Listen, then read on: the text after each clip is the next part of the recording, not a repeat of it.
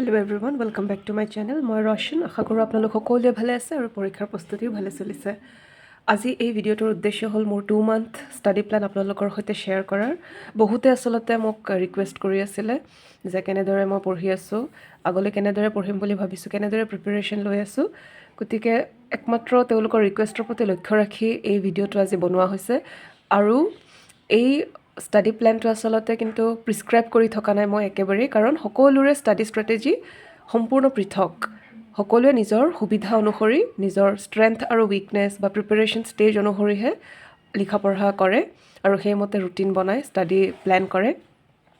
কিন্তু মই নিজকে আজি এই ৰুটিনখন বনাব যাওঁতে বিগিনাৰ হিচাপে লৈছোঁ। যদিও মই আগতে মেইনছ লিখিছোঁ আৰু অলপমান পঢ়ি থৈছোঁ আগত, ষ্টিল এই পৰীক্ষাৰ বাবে মই নিজকে বিগিনাৰ বুলি এইভাৱেই ৰাখিছোঁ, কাৰণ এতিয়া এইবাৰৰ এক্সাম পেটাৰ্ণ সম্পূৰ্ণ বেলেগ। লাষ্ট যিটো পেটাৰ্ণ আছিলে একেই আছিলে, বাট সেই নতুন পেটাৰ্ণত মই পৰীক্ষা আজিলৈকে দিয়া নাই, কাৰণ মই লাষ্ট এক্সামৰ টাইমত I was pregnant, so' I could not sit for the exam. And this time though I am quite busy, I am a tired mom, but still I intend to sit for the exam and I want to try my best. Okay, so সেইকাৰণে মই নিজকে beginner হিচাপে ৰাখি যেন মই এতিয়া from জিৰ'হে start কৰিছোঁ তেনেদৰে মানে মনত কথাষাৰ ৰাখি পেলাই মই এই ষ্টাডি প্লেনটো প্ৰস্তুত কৰিছোঁ। গতিকে যিসকলে মোৰ দৰে নিজকে বিগিনাৰ বুলি গণ্য কৰি আছে তেওঁলোকে আশা কৰোঁ অলপমান হ'লেও উপকৃত হ'ব। যদিহে বাৰ্ডেন ফিল কৰে, please make changes according to your convenience. But মই মোৰ পাৰ্চনেল ষ্ট্ৰেটেজি মই ইয়াতে শ্বেয়াৰ কৰি আছোঁ আৰু আপোনালোককতো মই মাজে মাজে আপডেট দিয়েই থাকিম যে আচলতে মই ষ্টিক কৰিব পাৰিছোঁ নে নাই মোৰ প্লেনৰ সৈতে। আৰু এই ষ্টাডি প্লেনটো শুনিবলৈ অকণমান ডিফিকাল্ট যে 10 hours ষ্টাডি প্লেন মই বনাইছোঁ, যিটো আচলতে যিহেতু আই এম নাও এ ষ্টে এট হোম পাৰ্চন, সেইবাবে সম্ভৱ হ'ব। যিসকলে চাকৰি কৰি আছে আৰু যিসকলে হয়তো আন বহু কামত ব্যস্ত হৈ আছে সম্ভৱ হৈ নুঠিবও পাৰে, কিন্তু মই ঘৰতে আছোঁ এতিয়া because of my small kid. সেইবাবে মোৰ বাবে হয়তো সম্ভৱ হ'ব বা নহ'বও পাৰে, মই সেই আপডেটটো আপোনালোকক দি থাকিম। মোৰ কাৰণেও কিন্তু খুব কঠিন হ'ব, একেবাৰে ইজি নহ'ব, কিন্তু মই at least I want to try my best. কিমানখিনি আগলৈ পচিবল হয় আপোনালোকক জনাম, but I want to try my best because যদিহে 26 মাৰ্চত পৰীক্ষা হয় প্ৰিলিমছৰ, আৰু মই যদিহে এতিয়া ভবা ধৰণে যদি মই এতিয়া এটলিষ্ট ট্ৰাইও নকৰোঁ, আই এম ভেৰি চিয়'ৰ মই মাৰ্চ মাহত নিজকে খুব বেয়া পাম। মানে I will actually regret to the extent যে মই নিজক লৈ খুব এটা ভাল ভাৱ নাথাকিব, আৰু সেইটো হোৱাৰ পৰা বিৰত ৰাখিবলৈ আচলতে মই এইবাৰ ভালকৈ ট্ৰাই কৰিম বুলি ভাবিছোঁ।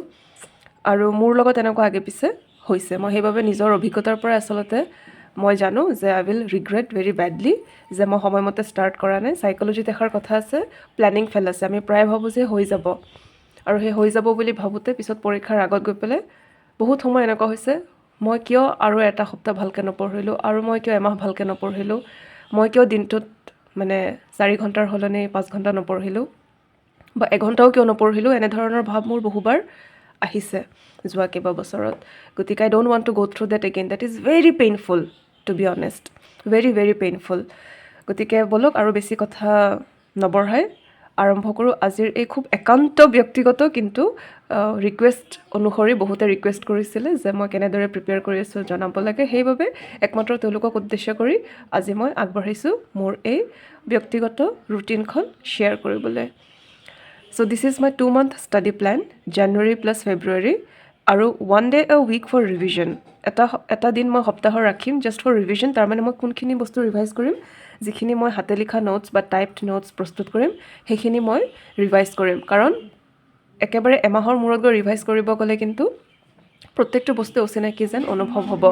আৰু বাকী দিনটোততো মই ট্ৰাই কৰিয়ে থাকিম ৰিভাইজ কৰিবলৈ, প্ৰত্যেকটো টপিক পঢ়ি পেলাই যাতে মই ৰিভাইজ কৰিব পাৰোঁ। ছ' কাৰেণ্ট এফেয়াৰ্ছ ডেইলি চায়ে থাকিম অহা 2 মাহলৈ এটলিষ্ট। লাষ্টৰ এমাহ হয়তো মই নাচাম। ছ' অহা 2 মাহৰ কাৰেণ্ট এফেয়াৰ্ছ, লগতে লাষ্ট মোৰ যিখিনি CSR আছে আৰু মই যিখিনি নোটছ ইতিমধ্যে প্ৰস্তুত কৰি পেলাই আপোনালোকৰ সৈতে শ্বেয়াৰো কৰিছোঁ চেনেলত, সেইসমূহ current affairs. So' my sources are the Hindu, the Assam Tribune and CSR মানে কম্পিটিশ্যন ছাকচেছ ৰিভিউ। চ' এইখিনিত মই এঘণ্টাৰ পৰা 1.5 ঘণ্টা সময় ধাৰ্য কৰি থৈছোঁ। গতিকে কাৰেণ্ট এফেয়াৰ্ছ ডেইলি পঢ়িবই লাগিব। তাৰপিছত CSAT 1 hour per day practice. Ancient history 1 chapter per day। মই যিখন কিতাপ ফ'ল' কৰি আছোঁ আপোনালোকক মই দেখুৱাইছিলোঁ। Let me show' you again. So this is the book and there they have 29 chapters in total. So মই 29 chaptersৰ কাৰণে আচলতে 30 দিন যদি মই ধৰোঁ তেতিয়াহ'লে মই 1 chapter per day দিব লাগিব। যদিও 2 মাহ মই 30 দিন বুলি কিয় ধৰিছোঁ, মই অল্টাৰনেট ডেইজত মই পঢ়িম।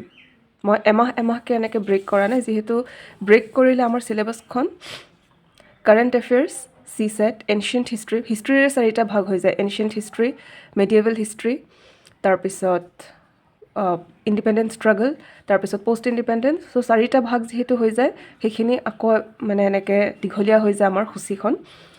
চ' সেইবাবে যদি তেনেকৈ ব্ৰেক কৰিবলৈ যায় প্ৰায় 15টামান ছাবছেকশ্যন হৈ যাব, আৰু 15টা ছাবছেকশ্যনত আপুনি যদি দিনটোত 1 ঘণ্টাকৈ দিম বুলি ভাবে সেইটো সম্ভৱ কেতিয়াও হৈ নুঠিব। 15-16 ঘণ্টা আপুনি পঢ়িব কেতিয়াও নোৱাৰে।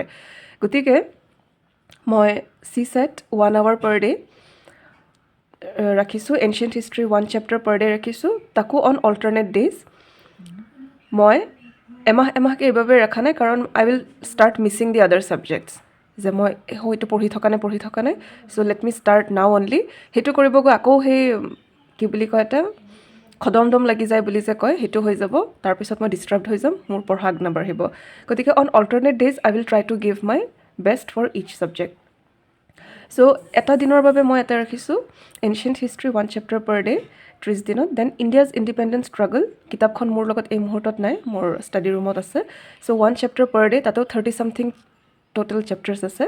চ' 1 chapter per day তেনেকৈ ৰাখিলে মোৰ ফেব্ৰুৱাৰী উইদিন মানে reading plus notes making complete হৈ যাব। আৰু মই জানো যে মোৰ নোটছখিনি যদি কমপ্লিট হৈ যায় এণ্ড 1 time ৰিভিজন মোৰ হৈ যায় ফাৰ্ষ্ট মান্থত, তেতিয়াহ'লে তেতিয়াহ'লে মাৰ্চত মই আকৌ সেইখিনি ৰিভাইজ কৰিবলৈ মই বৰ বেছি এটা টান নাপাম। সেইখিনিয়ে মই এতিয়া আশা কৰি আছোঁ। India's independence struggle 1 chapter per day। Indian geography 1 chapter in 2 days, because Indian জিঅ'গ্ৰাফীৰ মই আপোনালোকক আকৌ দেখুৱাই আছোঁ মোৰ মেটেৰিয়েলছ। যদিও আগতে এবাৰ মই দেখুৱাইছোঁ আপোনালোকক মাজিদ হুছেইন ছাৰৰ কিতাপখন আৰু NCERT ক্লাছ 9 আৰু 10। ইয়াতে তিনিওখন কিতাপ মিলি পেলাই মোৰ তাত I think there are about let me show' U.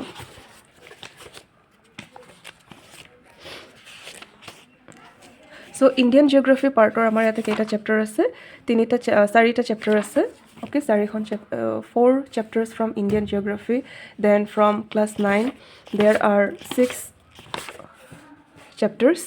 Okay, 4 and 6 10, and here in this book 7. Okay, so there are 17 total chapters. So 17 chapter 34 daysত মই যদি 1 chapter per 2 days ৰাখোঁ, অলপমান লাইট ৰাখিছোঁ, তেনেকৈ মোৰ কমপ্লিট হৈ যাব লাগে। তাৰপিছত ৱৰ্ল্ড জিঅ'গ্ৰাফী পৰ্শ্যন কিন্তু বহুত ঠিক আছে। ৱৰ্ল্ড জিঅ'গ্ৰাফী মই আপোনালোকক আকৌ দেখুৱাই লৈছোঁ মোৰ মেটেৰিয়েলখিনি। এগেইন মাজিদ হুছেইন ছাৰৰ কিতাপখনৰে world geography part. Okay, this is the world geography part. There are how many chapters? 9. Okay, total 9 chapters from world geography. So' এইখনৰ পৰা 9। তাৰপিছত আছে আমাৰ NCERT 11 and 12. অ'কে, চ' ইয়াতে আছে আমাৰ হাউ মেনি চেপ্টাৰ্ছ? দেৰ R total 16 chapters here. So 16 and 9, 25, right? 25, and here from this book again I am going to study. There are total 10. Okay, so আমি এইখিনি পঢ়িবলৈ যাওঁতে কিন্তু অলপমান বেছি সময় দিব লাগিব, সেইবাবে 1 to 2 chapters per day, কেতিয়াবা এটা চেপ্টাৰ per day আৰু কেতিয়াবা 2টা চেপ্টাৰ যদি সম্ভৱ হয় per day কমপ্লিট কৰিবলৈ চেষ্টা কৰিম। তাৰপিছত আছে আছাম জিঅ'গ্ৰাফী। আছাম জিঅ'গ্ৰাফীৰ মোৰ আপোনালোকক আগতে মই জনাইছোঁ দিছ is my book. and these are my notes which I am actually right now making. মই কিন্তু বিগিনাৰ ফেজত নিজকে ধৰি লৈ পেলাই আগবাঢ়ি আছোঁ. Those who are actually very advanced in their preparation, they may not refer to this video' at all. এই ভিডিঅ'টো মাত্ৰ বিগিনাৰ্ছসকলৰ বাবেহে. So' here are 15 chapters. So' 1 chapter per 2 days মই তেনেকৈ কৰিব পাৰিম, বা 1 চেপ্টাৰ মই তেনেকৈ ৰাখিছোঁ, 1 চেপ্টাৰ পাৰ 2 days ৰাখিছোঁ. So' in 30 days time I will be able to finish this if I study this on alternate days. তাৰপিছত আছে Assam year book. Assam year book মোৰ এটা সামগ্ৰিক চিলেবাছ বুলি মই ধৰি লৈছোঁ আছাম ৰিলেটেড টপিক্সৰ. ইয়াতে মই তাতে 51টা, যদি আপুনি সূচীপত্ৰখন ভালকৈ চাই, মোৰ 2015 edition, it's an old edition. আপোনালোকৰ নতুন কিতাপখনত কেনেকৈ আছে মই নাজানো, নতুন এডিশ্যনত. And I am sure most of you have the Assam year book with you. I personally like Assam year book. So' Assam year বুকৰ 2 চেপ্টাৰ্ছ পাৰ ডে মই ৰাখিছোঁ, যাতে মোৰ মানে 30 দিনৰ এটা সময়ত এটা reading plus notes making complete হৈ যায়. তাৰপিছত Indian polity, the most compulsory paper for me right now, 2-3 চেপ্টাৰ্ছ per day. তাতে মোৰ 70+ চেপ্টাৰ্ছ আছে, আৰু 2-3 চেপ্টাৰ্ছ পাৰ ডেকৈ কৰি গ'লে মোৰ বহুখিনি আগুৱাই যাব. চ' ইণ্ডিয়ান পলিটি, আৰু ইণ্ডিয়ান পলিটি মই অল্টাৰনেট ডেইজত নপঢ়োঁ, on a daily basis I will study. কেইটামান বস্তু আছে মই অল্টাৰনেট ডেইজত ৰখা নাই, সেইকেইটা হ'ল ইণ্ডিয়ান পলিটি, তাৰপিছত CSET আৰু current affairs. So' this is my list for another day, তাৰমানে 1 day this list and another day this list. So' ইয়াতে আপোনালোকে দেখিবলৈ পাইছে যে ইণ্ডিয়ান পলিটি, CSET আৰু কাৰেণ্ট এফেয়াৰ্ছ মই ৰাখিছোঁৱে. চ' নতুনকৈ ইয়াতে মই একো ধাৰ্য কৰা নাই, because this the same pattern will be followed for this on a daily basis. So' on alternate days মই কি ৰাখিছোঁ, জেনেৰেল ছায়েন্স হাইস্কুল লেভেলৰ 1 চেপ্টাৰ পাৰ ডে. তাৰপিছত আছে পষ্ট ইণ্ডিপেণ্ডেঞ্চ ইণ্ডিয়া. মই আপোনালোকক কিতাপখন আগতে শ্বেয়াৰ কৰিছোঁ আপোনালোকৰ সৈতে. দিছ one, post independence India.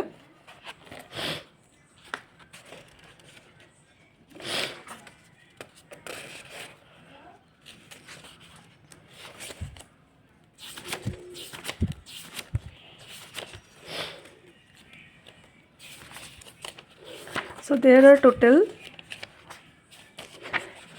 7 chapters in this, but দীঘলীয়া চেপ্টাৰ্ছো আছে কিছুমান, এণ্ড ডেটছ ৱাই মই যদিও লিখিছোঁ 1 চেপ্টাৰ, মে বি মই 1 চেপ্টাৰ পাৰ 2 days কৰি দিম ইয়াক.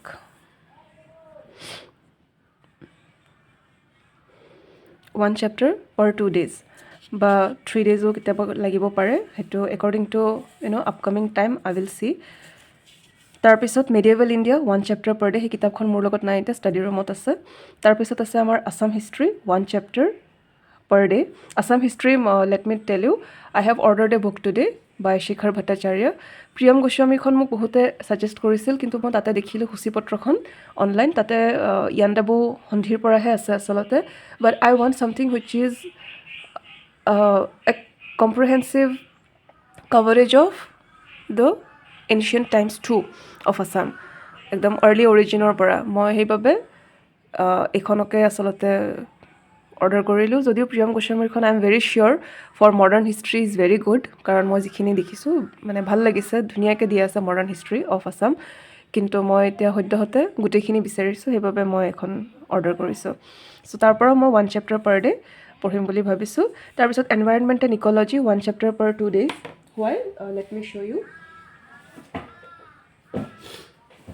দিছ is the book environment and ecology, Majid Hussain ছাৰৰ. আৰু লগতে মই ইণ্টাৰনেট ৰিচ'ৰ্চৰ পৰা বহুত বস্তু ইয়াতে আপডেটেড হিচাপে পঢ়িব লাগিব, all the treaties, all the protocols, right. গতিকে সেইবোৰ, আৰু লগতে কাৰেণ্ট এফেয়াৰ্ছৰ নিউজ পেপাৰৰ পৰাও সেইখিনি চাব লাগিব, এনভাইৰনমেণ্ট ৰিলেটেড ইছ্যুজবিলাক. গতিকে অকল কিতাপখনেই মেইন মেটেৰিয়েল নহয়, দেৰ আৰ 12 চেপ্টাৰ্ছ ইন টোটেল. চ' মই সেইকাৰণে ইয়াক ৰাখিম 1 chapter per 2 days, and in that manner I think I will be able to finish my notes making as well as reading and revision weekly once. তাৰপিছত আছে economy. ইকনমিৰ মোৰ material মই আপোনালোকক আগতেই জনাইছিলোঁ যে only NCERT books, because I don't have the capacity or patience to go through any voluminous standard book right now. So here মই count কৰিছোঁ তেতিয়া So count কৰি যিখিনি মই পাইছোঁ ইয়াতে I think there are 4 chapters here. Then here let me show you 5 chapters here, 4 and 5 9. Okay, then class 11 NCERT, there are 10 19 আৰু ইয়াতে আছে total 5. So there are 24 chapters in total from economics, and এইখিনিৰ বাবে মই 30 দিনত 1 chapter per day ৰাখিছোঁ. Okay, so in economy 1 chapter per day. মই এইখিনি আপোনালোকক ডেপিক্ট কৰিব যাতে কিন্তু নাৰ্ভাছ ফিল কৰি আছোঁ. মোৰ এনেকুৱা লাগিছে পাৰিম নে চেল্ফ ডাউট কিন্তু এতিয়াও আছে, বাট এই চেল্ফ ডাউটটো কিন্তু বহুত হাৰ্মফুল. বহুত মানে ছাকচেছৰ মানে যিটো কি বুলি কয় সম্ভাৱনা এই চেল্ফ ডাউটে কিন্তু কমাই দিয়ে. গতিকে self doubt I will try to work on it within this last remaining days of 2022. Hope you will do the same. So' economy 1 chapter per day. তাৰপিছত এই তিনিটাটো মই কৈছোঁৱে যে মই কেনেকৈ কৰিম, same provision. So I hope this video was actually insightful for those of you who were asking for it, and those of you who don't agree with this plan, do let me know through your feedback in the comment section. I am open to any kind of suggestions, advice, etc. গতিকে এইখিনিকে কৈ মই আজিৰ এই ভিডিঅ'টো সামৰি আছোঁ, and meet you again with a new video. Till then, take care. Bye bye.